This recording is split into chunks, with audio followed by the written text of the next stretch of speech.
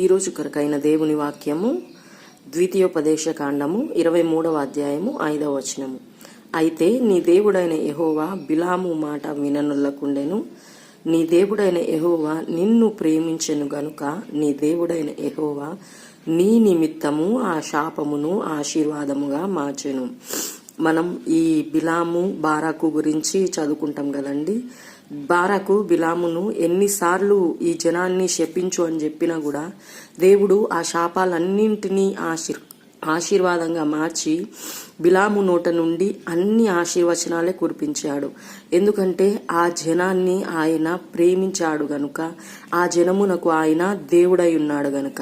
ఇక్కడ మనం ఈ 5వ అధ్యాయంలో ఎన్నిసార్లు చూద్దాం చూడండి. నీ దేవుడైన యెహోవా, నీ దేవుడైన యెహోవా, నీ దేవుడైన యెహోవా. ఈ యెహోవా నీకు కూడా దేవుడైతే ఆయన శాపాలన్నింటినీ ఆశీర్వాదంగా మారుస్తాడు.